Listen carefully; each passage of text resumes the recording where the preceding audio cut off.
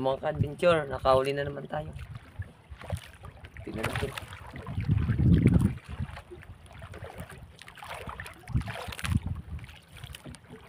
Sarap mga ka-adventure, ano, pusit adobo, tapos sinabawan, sariwa.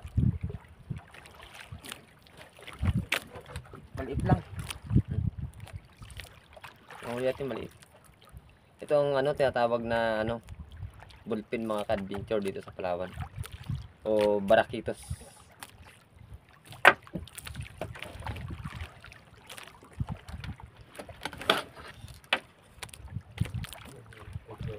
Ha?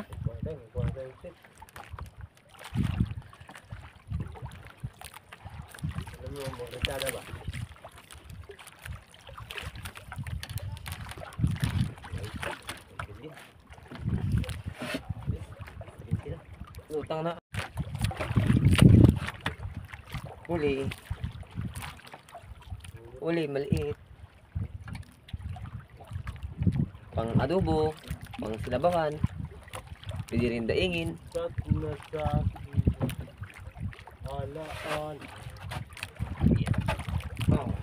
uli na naman. Ito, mga ganito kaliliit mga adventure. Pang ulam na lang to. O pang ano, 280 lang.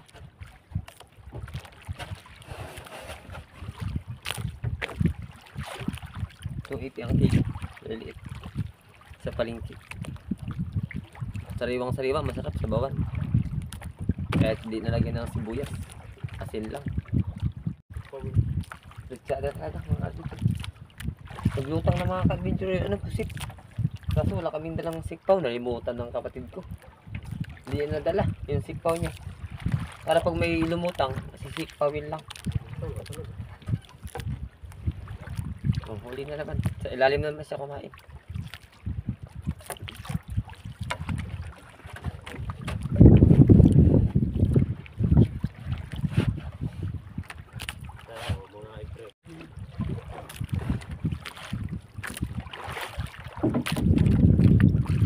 Puro bulto. Talaga. Yan. Huli. Mga maliliit, huwag yung tuhugin.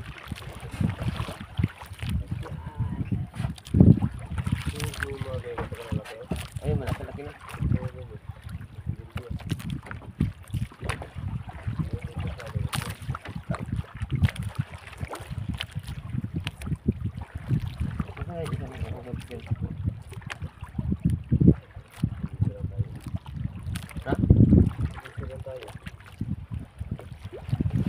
Ganito mga adventure, ganito ano,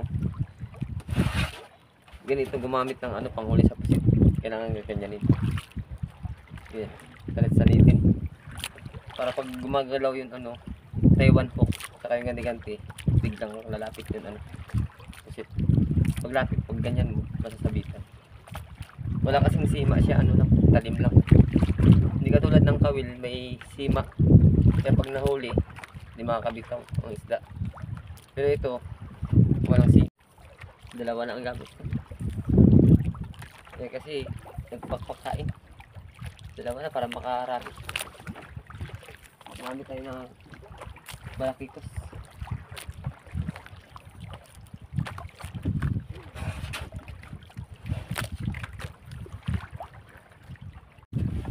Hila. May huli. Maliit lang.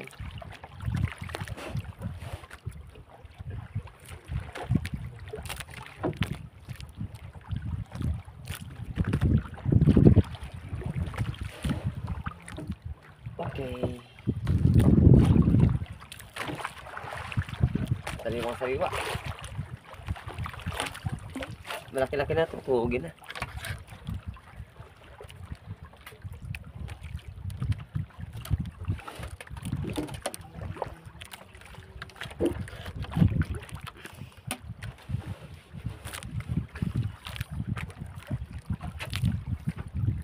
Kung medyo malaki-laki na pwede na tuhugin.